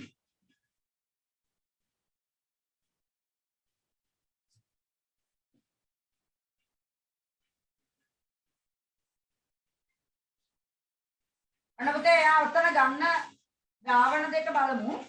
එකක් ග්ලූකෝස් ද්‍රාවණයක් අන්න අවර්ණයි වල දැක්කා. තව එකක් එයා ගන්නවා ඒකේ සුක්‍රෝස් තියෙනවා. හරි සුක්‍රෝස් කියන්නේ අපි කන සීනි තියෙන්නේ නේද අපේ මේ කුස්සියේ ටින් එකේ සීනි ඒවා සුක්‍රෝස්. අන්න බෙනඩික් දානවා. ඔර නිල් පාටයි මුලදී නේද බෙනඩික් දැම්මම.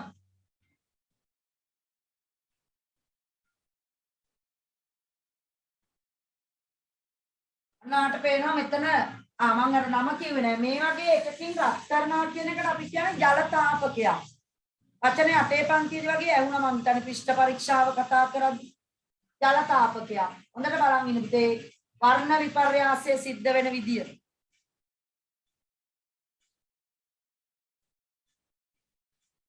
යම් තැනකින් එනවා කොළ පාට පේනවද? ඔව්. ප්‍රැක්ටිකල් එක කරා වගේ තමයි. කොළ පාට අනිත් එකේ නෑ නේද? මේකේ සුක්‍රෝස් තියෙන්නේ. මේකේ තමයි ග්ලූකෝස්. ඔන්න කහ වෙනෝනේ. දැක්ක ලස්සනට එනවා එකේ. කොළ පාට කහ පාට වෙනවා. කහත් ඇඹිලි වෙනවද කියලා බලන් ඉන්න.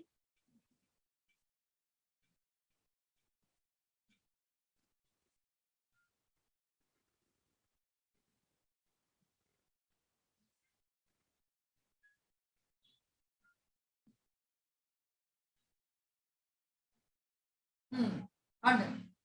අර වගේ කිසිම වෙනසක් නැහැ නේද? නිල් පාටයි. නම් හොඳට මතක තියෙන්න ඕනි ප්‍රැක්ටිකල් එක සුක්‍රෝස් වලට පිළිතුරු දෙන්නේ නැහැ කෙලින්ම. නමුත් වෙන වැඩක් අපි කරනවා තව ටිකකින්.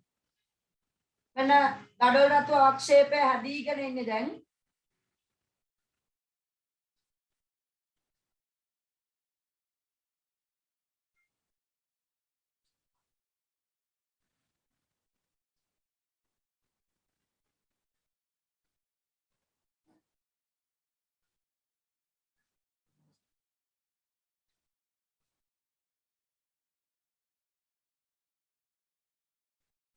ඔකේ ටියුට් එකේ දාලා තිබුතේ රූප දෙකක්ම දාලා ති එකක්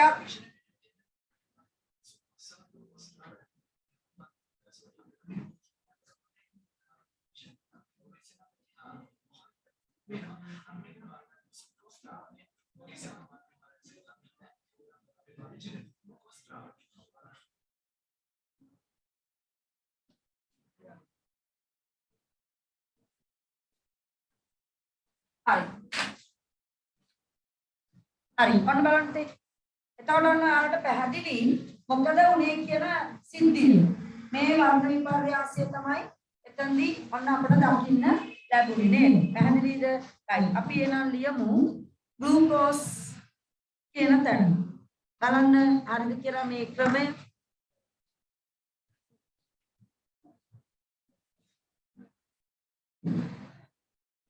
පරීක්ෂා නලයකට ග්ලූකෝස් ද්‍රාවණයක් ගෙන එයට බෙනඩික් ද්‍රාවණය පුතේ හයිලයිට් කරමු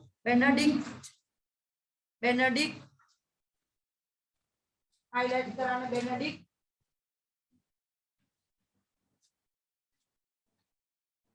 බෙනඩික් ද්‍රාවණය ඔයාලට ඕන නම් පැත්තකින් බෙනඩික් ඇඳලා ලානින් පාටට පාට කරගන්න ගෙදරදී මේ පාඩම් කරන්නේ හරි ඒවා ඇඳලා තියෙන එක හොඳයි සල්පයක් යොදා ජල තාපකයක highlight කරන්න ජල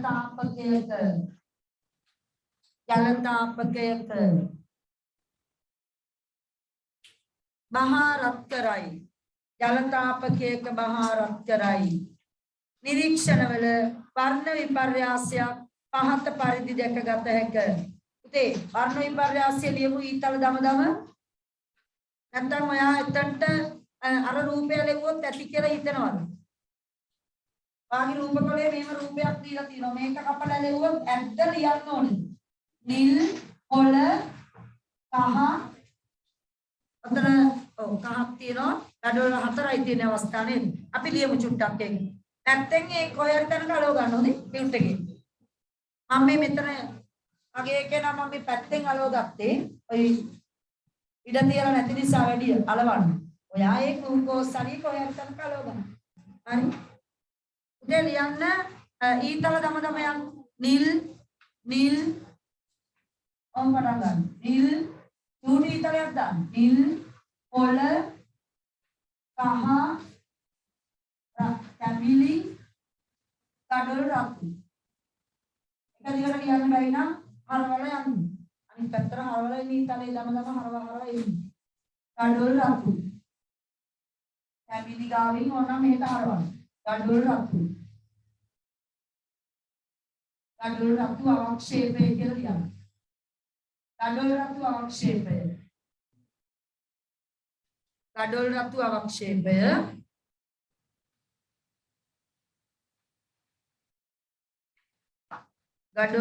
අවක්ෂේපයක් ඔන්න හැදෙනවා හරි නේද දැන් ආයිතේ මොලේ තියනවාද කියලා තමයි ඊළඟට බලන්න යන්නේ බලමු කාටද මං කියන දේවල් ටික තේරුම් ගන්න හොඳටම ශක්තිය තියෙනවා මං අහන ප්‍රශ්න වලට උත්තරත් ඕන ග්ලූකෝස් තිබුණා නම් කෙලින්ම බෙනඩික් දැම්මම gadol රතු අවක්ෂේප වෙනව නේද එනම් හැබැයි ග්ලූකෝස් කියන්නේ මොනොසැකරයිඩයක් තියෙන උතේ මොනොසැකරයිඩ දෙකක් එකතු වෙලා හැදෙන කට්ටියට අපි මොකක්ද කියන්නේ ඩයිසැකරයිඩ තුනක් කියනවා නේද මම මොනවද මෝල්ටෝස් සුක්‍රෝස් ලැක්ටෝස් පැණි රස නැති ඩයිසැකරයිඩ ලැක්ටෝස් කිරිවල තියෙනවා මෝල්ටෝස් තියෙනවා පරෝහණය වන මුම් බීජවල නේද? අර ඇමයිලේස් වගේම ඕල්ටෝස් සීනිත් තියෙනවා.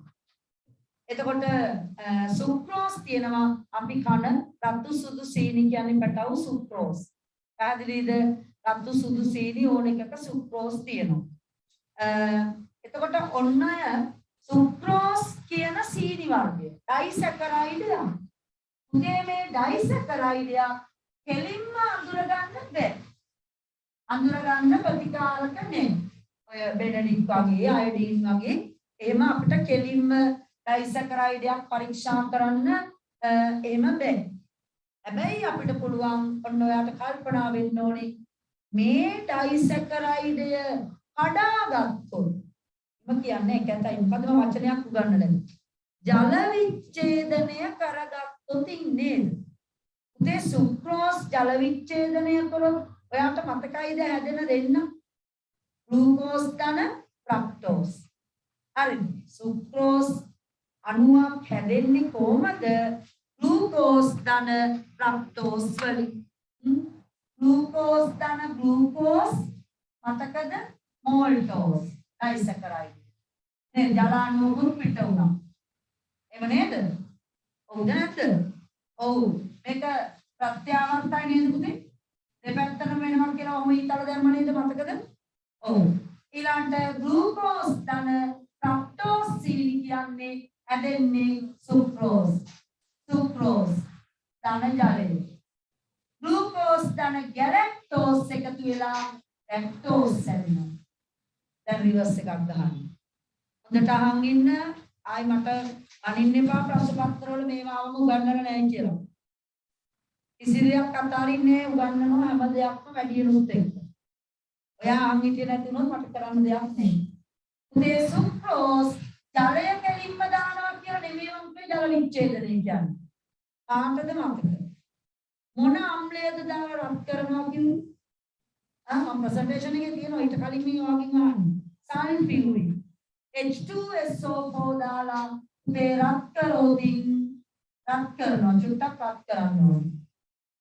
අපේ ඇඟේ නම් රත් කරන්නේ අපි ඔය එන්සයිම ප්‍රතික්‍රියාවලදී ඇඟේ ශක්තිය ඇති.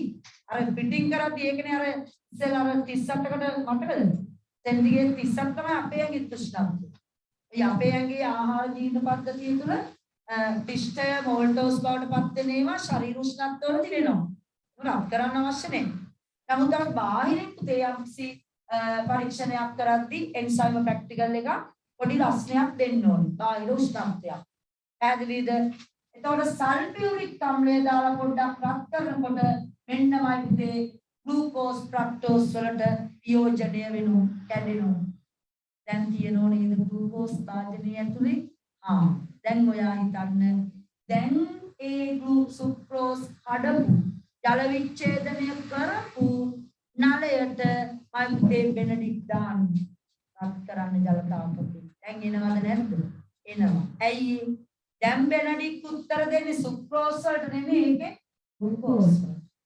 තේරුණාද? රයිට්. එහෙනම් ආයි තේරිච්ච නැති කට්ටිය ඉන්නවා නම් මම කියන්නම් පරීක්ෂණේ අපි මෙන්න මේ විදිහට කරන්නේ. නැවත ඔය වර්ණ ශ්‍රේණියම එනවා පුතේ. ආයි කියනවා පැහැදිලි නැති ඇති කියලා හිතන කට්ටියට ඩයිසැකරයිඩ් අඳුර ගන්න විදිය. සුක්‍රෝස්. හොඳට අල්ල ගන්න. දෙවෙනි සැරේට කියනවා. පළවෙනි සැරෙන් අල්ලගත්ත දරුවෝ ඇති මෙන්න දෙවෙනි සැරෙන් කියදී අනිවාර්යෙන් අල්ල ගන්න ඕනේ.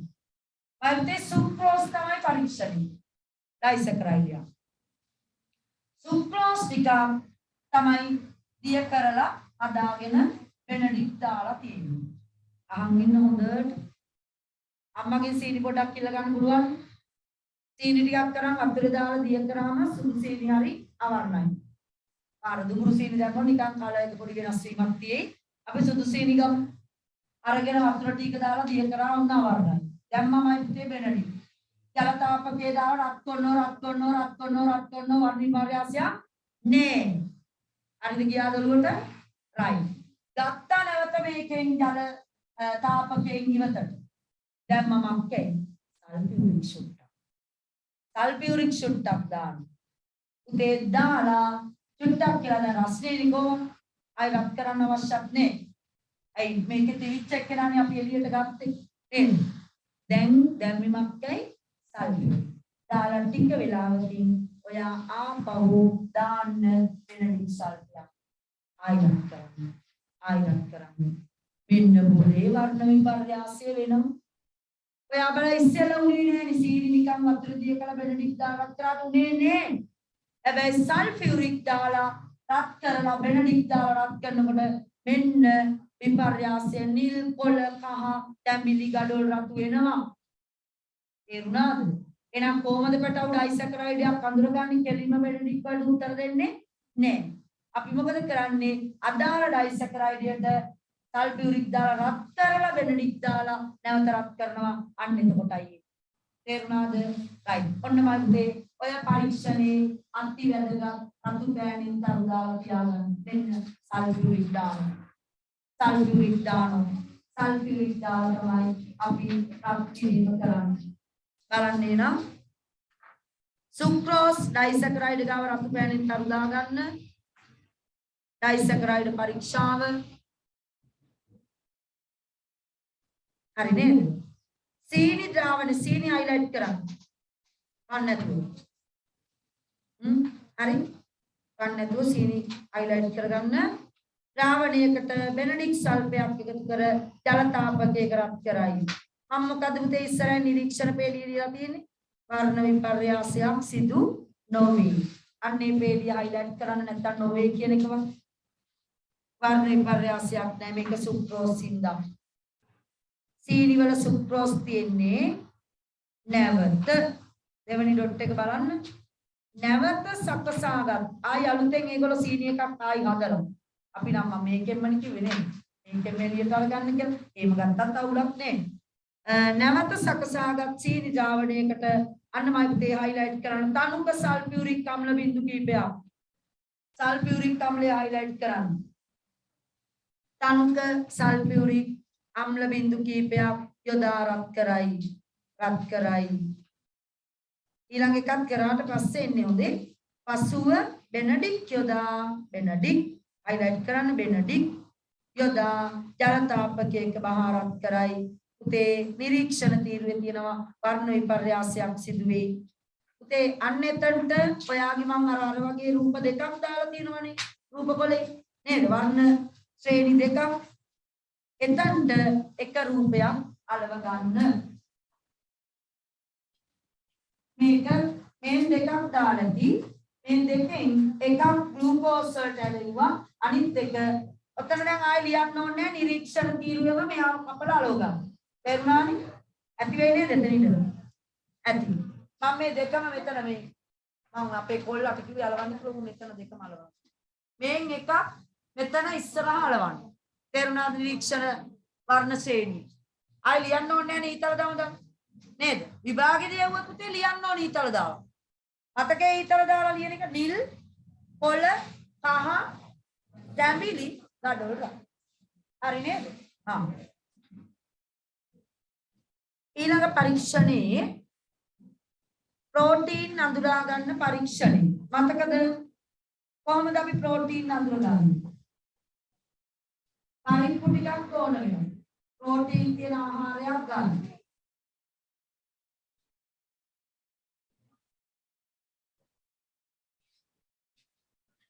අන්න බලන්න. වීඩියෝ එක බලමු. මේකත් මතකයි ඕගොල්ලන්ට. බයුරේන් පරීක්ෂණය කියලා මතකේ? බයුරේන් රසායනික ද්‍රව දෙකක් ගන්නවා. සෝඩියම් හයිඩ්‍රොක්සයිඩ් භස්මයයි ලා නිල් පාට කොපර් සල්ෆේට් ද්‍රාවණයක්. කොපර් සල්ෆේට් සුට්ටයි සෝඩියම් හයිඩ්‍රොක්සයිඩ් ගොඩයි. විතර සුදු මදේ ප්‍රෝටීන් තියෙනවා. සුදු මදේ වෙන් කරගත්තා. තේ දැම්මා සෝඩියම් හයිඩ්‍රොක්සයිඩ් ගොඩක් බෙනඩික් නෙමෙයි උනේ. මේ කොපර් සල්ෆේට්. දැම්මාම ලස්සන දම් පාටක් එනවා නම් ප්‍රෝටීන් තියෙනවා. දම් පාට. තද දම් පාටක්. රෝස දම් පාට එනවා සමහර වෙලාවට ප්‍රෝටීන් තියෙන ප්‍රමාණය අනුව. කහමදේ අවශ්‍ය නැහැ. කහමදේ තියෙන ලිපිඩ. කොලෙස්ටරෝල් වලට කන්න දෙන්නේ නැති මිනිස්සුන්ට නේද? කහමදේ කන්න එපා කියන්නේ. සුදු මදේ අවුලක් නැහැ. ඒතර සුදු මදේ පරීක්ෂණාලයකට දාලා එහෙමම සෝඩියම් හයිඩ්‍රොක්සයිඩ් දාලා කොපර් සල්ෆේට් දැම්මත් එනවා. තම්බලා ගත්තත් එනවා.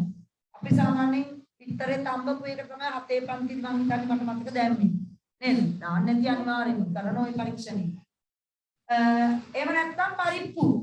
පරිප්පු වල ප්‍රෝටීන් තියෙනවා. පරිප්පු ටිකක් අරගෙන තම්බලා හරි නැත්නම් නිකන් හරි වතුරේ දාලා චොප් කරලා කොටලා මිරිකලා නිස්සාරකය ගන්න.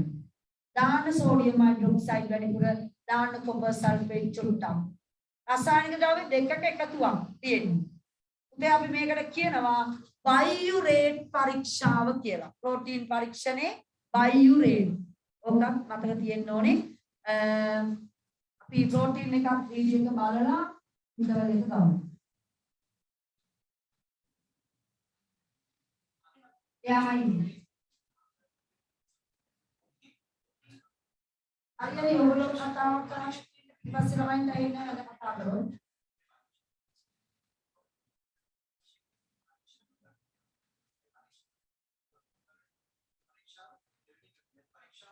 මේ A level වල ඒවා ඔක්කොම තියෙනවා යමුද?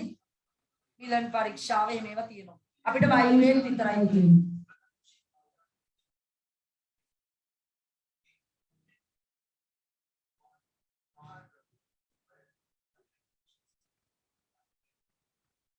හොඳට බලන්න ඈ.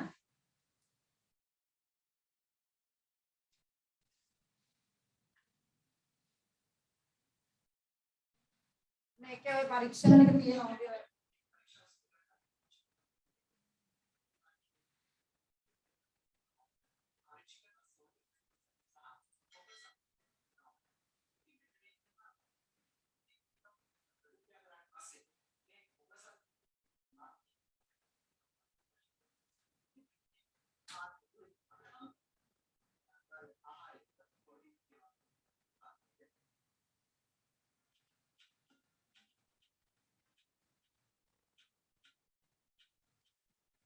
සෝඩියම් හයිඩ්‍රොක්සයිඩ් එකේ අවර්ණයි හොඳේ. එයා භස්මයක් ප්‍රබල භස්මයක්. ඒ ගන්නේ ප්‍රෝටීන් නිස්සාරකය.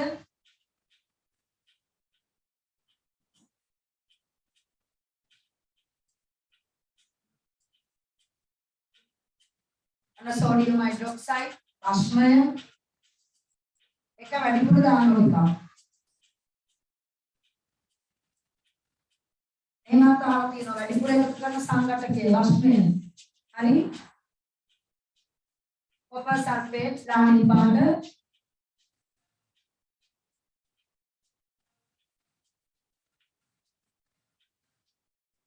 ඩම් කලර් කියන ලස්සනට ඩම් පාට පර්පල්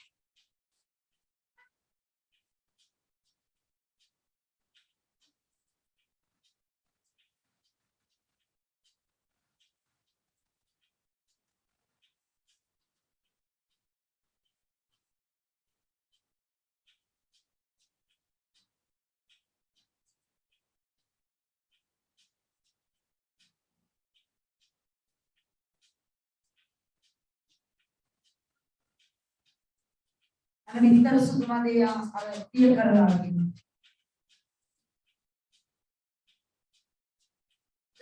කිරි එකක්ද? කිරි නේ. කිරි වල ප්‍රෝටීන් කියන එකට ඉගෙනගෙන තියෙනවා පොඩි කාලේ. නැත්නම් දැන් ඉගෙන ගන්න කිරි වල ප්‍රෝටීන් අපේ ශක්තියනවා නේද?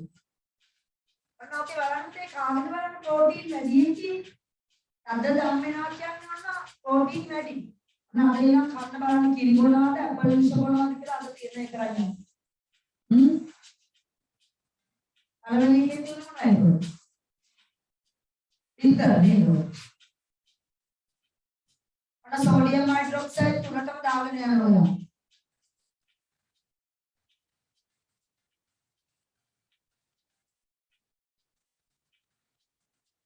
ඒක අපරිස තුන්වෙනි එකේ නේද? මෙතන පේනවා. යා කරන වැඩි විතර පේනවා. කොපර් සල්ෆේට් බිඳුව දැම්මම